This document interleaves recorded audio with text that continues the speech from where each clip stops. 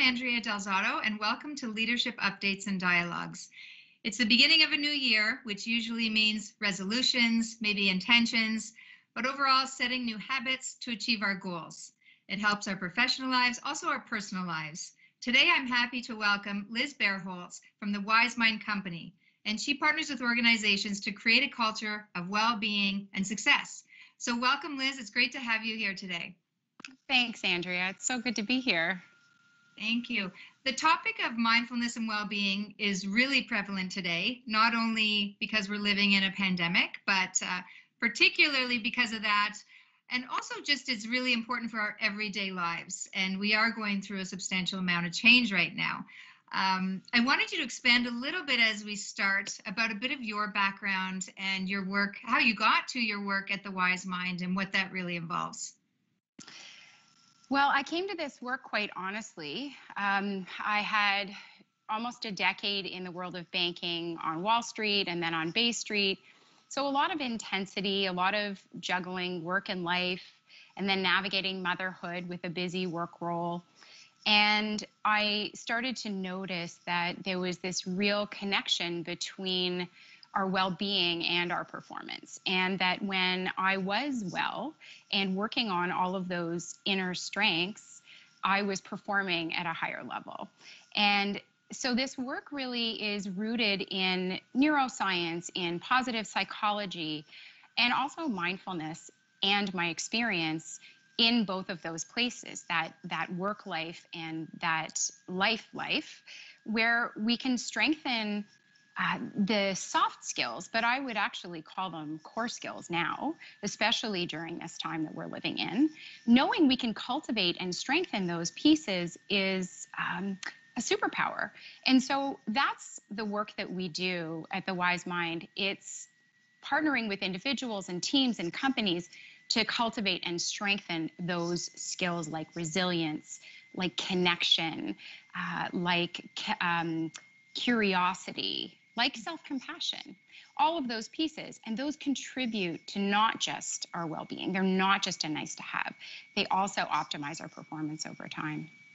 Absolutely. They sound like core skills to me. And I think we've, especially the connection piece, I think we'll talk a little bit about that later on, but particularly now as a lot of us are isolated from the ones that we love and want to be near.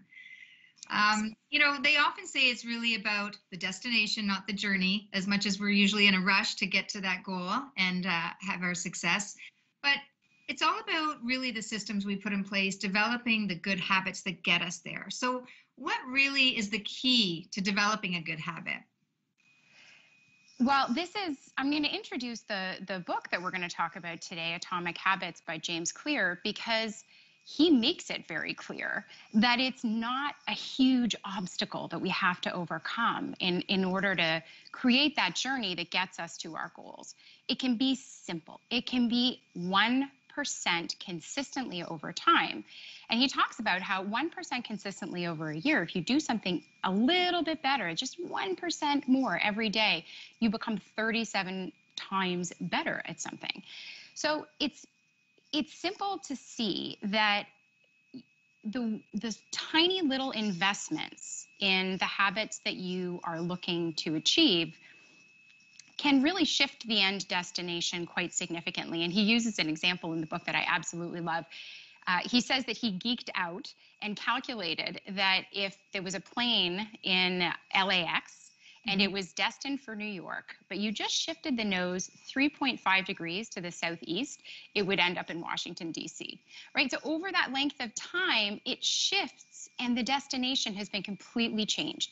It's the same with our habits. So when we have a goal, that goal is important, but it's really, how do I orient myself and make these tiny little easy, attractive, satisfying investments over time that make me want to continue this habit so that I reach the destination that I want. Yeah. And the 1% seems doable, right? It's not overwhelming. It's not overloading what we think we're capable of getting to. It's just, like you said, it's incremental and it can have significant difference. I think part of the challenge with looking beyond that 1%, especially in the environment we're living in right now, is there's a lot of negativity that's in our mind. So how do we overcome that? Any advice on? You're smiling, so I'm sure that you're seeing a lot of it. But I think really our mind is really critical, right, in starting this process. I love that you brought that up because it's actually not you, it's not us, it's our biology.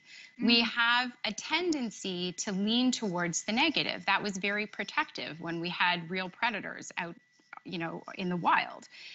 Now, that same saber-toothed tiger that where it was helpful to have the negativity bias, it shot us into action right away without even thinking. It was completely automatic.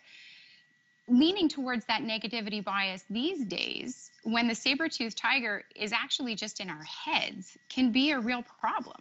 That then, has this cascading effect on us where we start to lean towards that place inadvertently, but quite naturally. So I would say noticing that even is an important step in the right direction. Noticing that we might be thinking towards the negative and really having a hard time picking ourselves back up and reorienting ourselves so that we can keep that motivation up, that energy up to keep a habit going. right, right. Awareness, right, is key, I think, and we talked about that. Just having self-awareness, and sometimes it's tricky. Sometimes you don't catch yourself. I think that in itself has become a habit, but Mhm. you also have to have self-compassion is really important when you catch yourself falling off the track. I think, right, a little bit. Well, we all fall off the track, and that's actually why there's such a slew of research and books around habits. It's not easy to stay on track. So, using the tips that James Clear talks about, so, making it obvious, making it attractive, making it easy, making it satisfying, those pieces can really help us stay on track. But if we can orient our perspective, if we can change our perspective to look at, I'm going to look at this like an experiment. And I love the work that Kelly McGonigal has done on habits. And she and Dan Harris have partnered up on 10% Happier, which is a great app. She talks about this idea that, you know, if we can approach when we fall off the track with self-compassion, it's not letting ourselves off the hook. This is about really looking at what we are doing and what we've done with a lot of honesty, with a lot of clarity, making amends if we've made big mistakes, but also then really intentionally saying, what is that next step that I can take? Something simple that moves me in the right direction. That's what self-compassion is. That's the power that it holds. And therefore, it does allow us to get back on track, which is the problem with a lot of habits. If we don't have self-compassion, we sometimes don't get back on track, and then we're not moving towards our goal. Right, right. So I like that that you mentioned not letting it go completely and having blinders on. You still have accountability to yourself in some regard, right? And I think I also read the book Atomic Habits, and one thing I try to remember to do is remember those small wins, those mini victories, I call them. And sometimes you lose sight of them when you're looking at the bigger goal, the sexier goal, right? Absolutely. But it's the little ones along the way, despite falling off, that also count for a lot. Well, the little wins and celebrating them is actually another practice that can help us stay motivated, can help us maintain that energy, right? Our brain has these deep grooves that make habits automatic. So I don't know if there are things every day that you can think of that you do without thinking about. I mean, Right. Can you think of one right now? Probably. Yeah. I'd say morning coffee is a ritual that I'm on autopilot. That just happens. I don't know how it happens. Right. And you don't have to think about, oh, I need to take the cup out and I need to, turn the machine on or I need to, put it on the. No, you are doing it on autopilot. That's what our brain does with habits that we enjoy. Right. And sometimes the habits that we enjoy are not in service of us. They might actually be incredibly rewarding in the moment, but not over a long period of time. Like eating a tub of ice cream every day. Or, it's very rewarding in the moment. Our brain loves that. And so there are these deep grooves with regular habits that reward us in the moment. Celebrating those little wins that you're talking about allows us to actually make the new habits that might be a little bit more challenging or more difficult much more attractive. Then we become more motivated. We have more energy around it. And James Clear has a ton of little tidbit tips in there too. But yeah, your morning coffee.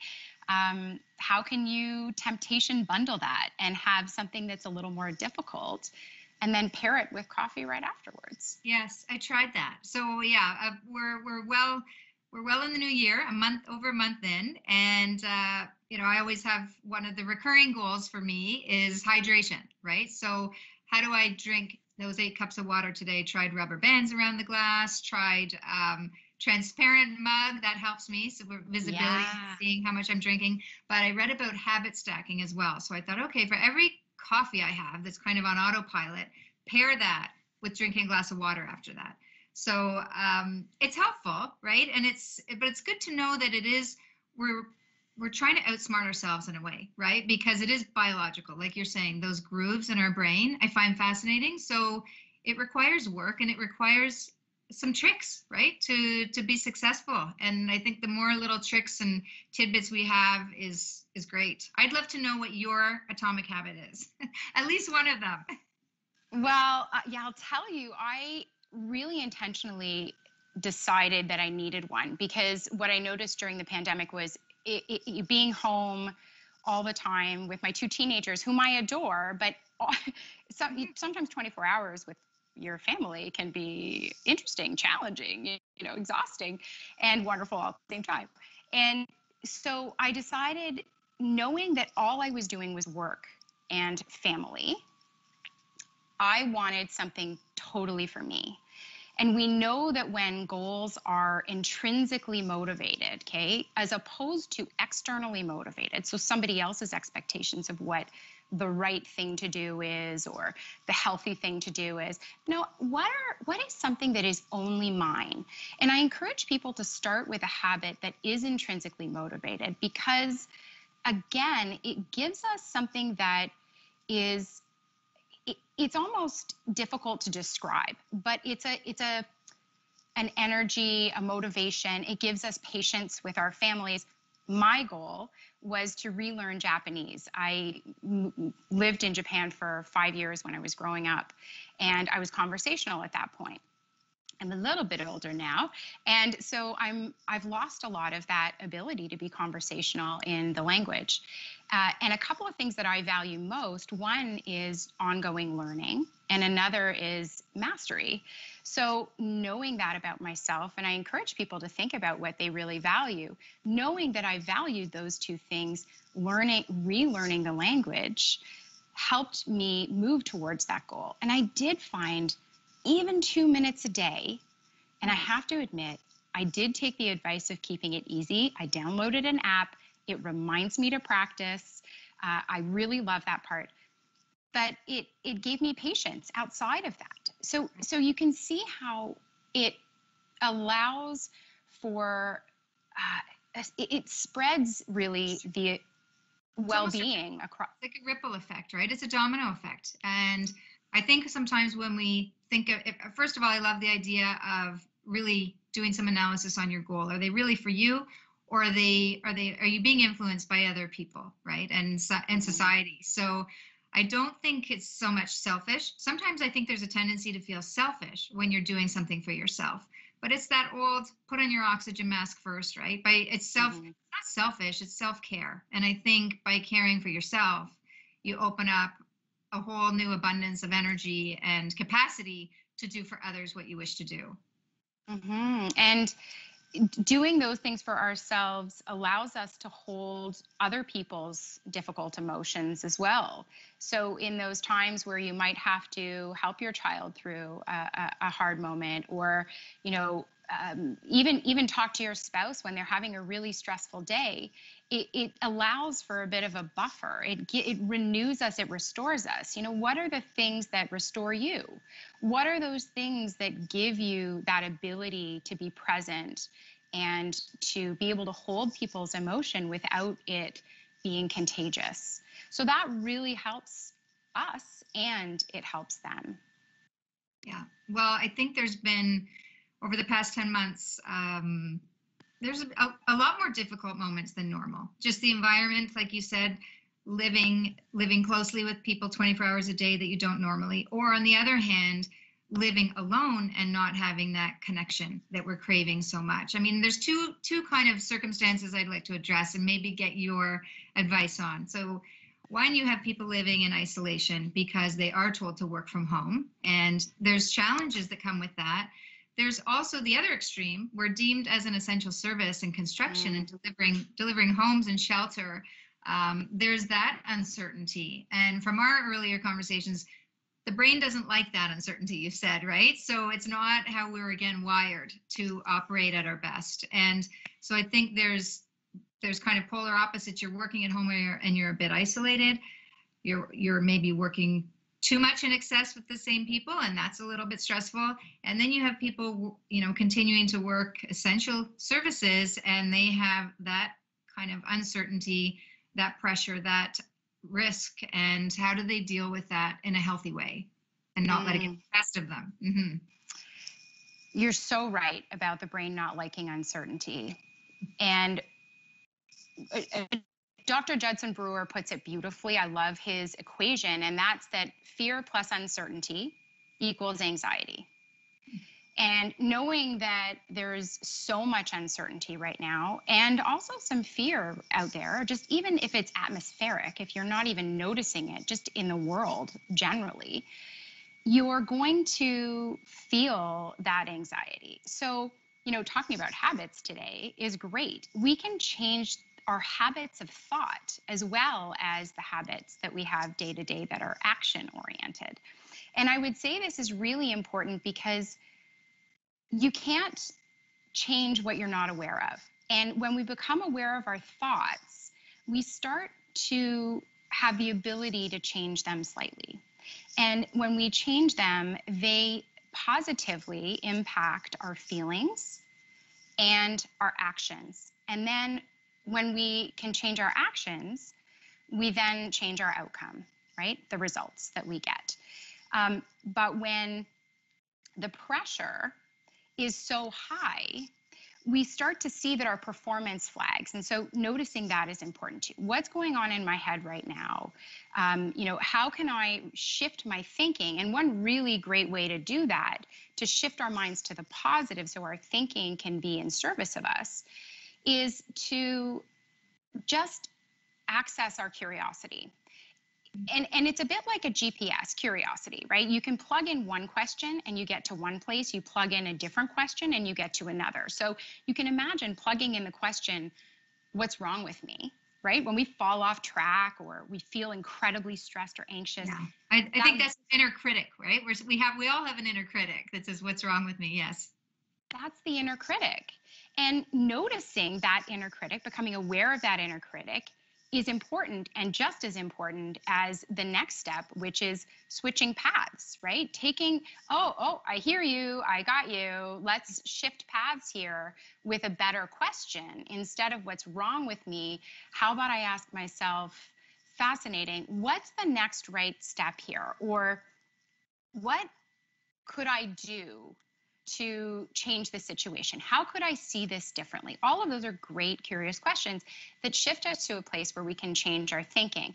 Then we feel better, and then we are able to take action in a better way, and we change our results ultimately. Yeah.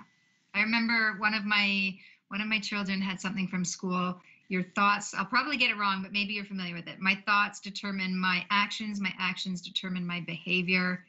And then something leading to your character, right? Like it's also interconnected.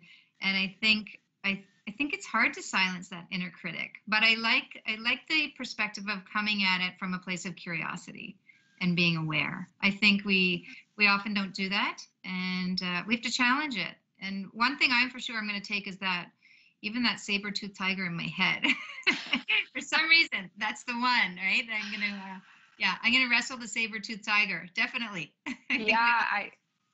It is. It's really valuable. And I think, when you think about the people who are in roles, essential roles right now, and you think about the people at home isolated, I would encourage them to really think about, what restores me? What are the things that I can do to refuel? Because if you start becoming aware of maybe just that, light on the dashboard, like in your car, right? The engine light goes on. You can probably drive for a month without the car stopping, fine.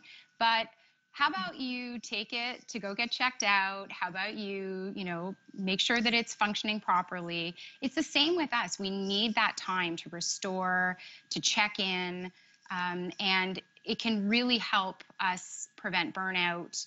And then we can ask ourselves, what do I need? And that's a really great next step. Right. And I think that's a lot more proactive than we tend to be, right? We're usually a little bit reactive.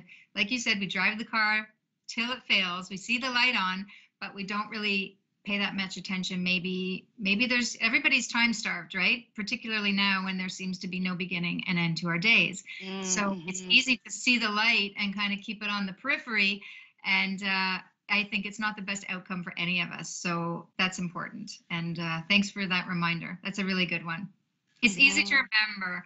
And the other analogy you made earlier was setting goals, right? And as much as our habits and behavior can set the path to our goals, the goals are really important because they're kind of that lighthouse. I loved that, right? So yeah, they are. I mean, if you've ever known anybody who does any kind of open water training, that lighthouse is incredibly important to orient us. It doesn't mean that we don't get shifted by the waves and the current. We do, and we need to then come back on course.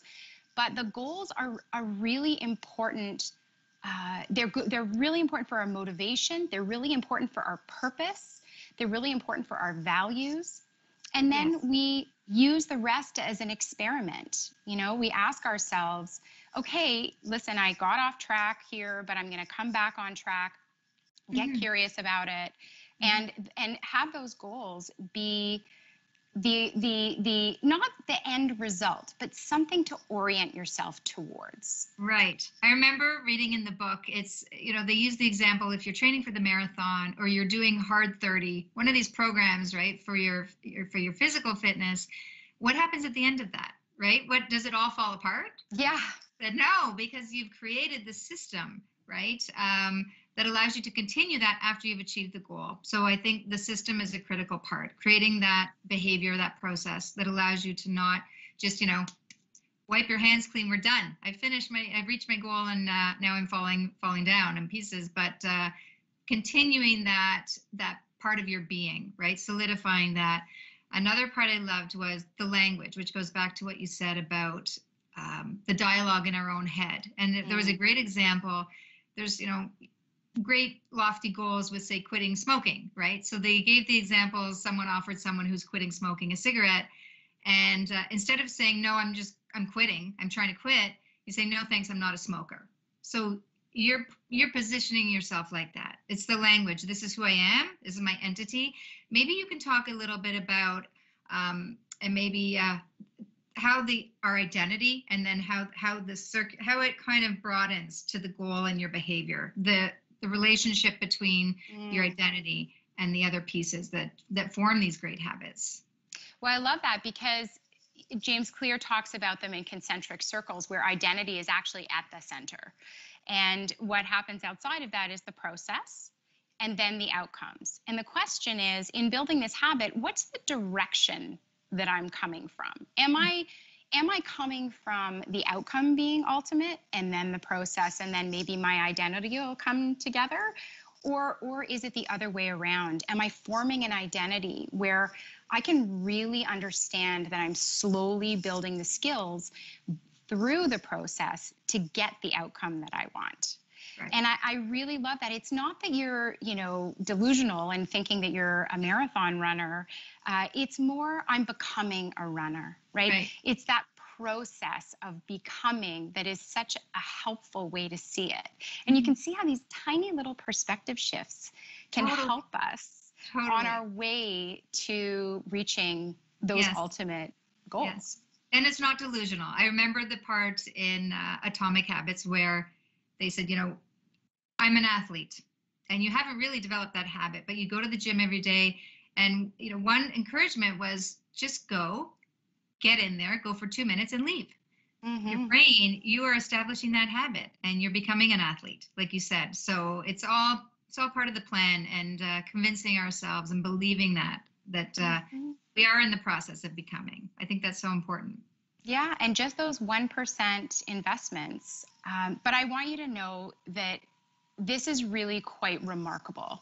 The fact that there are courageous organizations like yours that are beginning this conversation about the power of well-being and those core skills that we talked about is quite remarkable. It is a game changer. So I just want you to know that in closing, because I'm grateful as well that you, like some other amazing organizations, are starting to think about this, starting to think about the individual and the community, and how they're really succeeding, in service of themselves as opposed to at the expense of themselves. This is a conversation that I hope continues, and I'm really, really grateful to you, both for your contribution to your company, but also for having me here. It's been wonderful to speak with you. Thank you. I know you were very generous. You said if anyone has questions about what we've talked about, they can reach out to you, clarify a few things. You're there. You're not disappearing on us. So really the mission in all of this, and one of the things that's most important to me, is that this continue a conversation, that this encourage people to really look at what they can do to be well and to do well and to lead well. So please reach out. You can always email me at liz@thewисemind.ca. I encourage it. Any questions you have, your people have, your teams, I really am happy to answer anything, or even just have a conversation about this work, this inner work that is so fundamental to cultivating absolute well-being and really, in the end, optimizing our performance. Yeah. So there's a lot I've taken from this conversation for sure. You see, I haven't had a sip of water during our entire conversation. You have to wait till the morning with your coffee. That's right. Yeah. So no, it seems achievable. It seems doable. And I know that changing what we've spent maybe years, decades, instilling in ourselves as our habits, sometimes we want to undo them. And it's not easy work, but it's definitely worthwhile work for ourselves and for our greater community. So I think you've made it seem within our reach, which is really important. And I mean, I would recommend the book if anyone wanted to read Atomic Habits. And I think it's not like January 1st is the only new beginning, right? Every day is an opportunity to begin again. And so, I would hope that it's inspired someone to read the book. If not, inspired someone to adopt a new habit and go after that goal. And really just, I think most importantly, take care of your own mental health and well-being, because we always say, if we don't have our health, we have nothing. But it seems to recede a little bit when things are going well. And I think the engine light is a great tip that will stay with me. And I just, many victories, self-compassion, all those messages, like you said, they're not the soft skills, they're the core skills that help us excel at being human beings. So yeah, we all are here to support each other and and do the best that we can do. So thank you for the help, because sometimes we need it. And it's great to hear a different perspective and give us some goals that we can work on. Thank you, Liz. Start small, be consistent. It's that simple. Thanks so much for having me. Yeah, thank you very much. Thank you to everyone who joined us today, and make sure to join again for more leadership updates, dialogues, and insights. Thank you.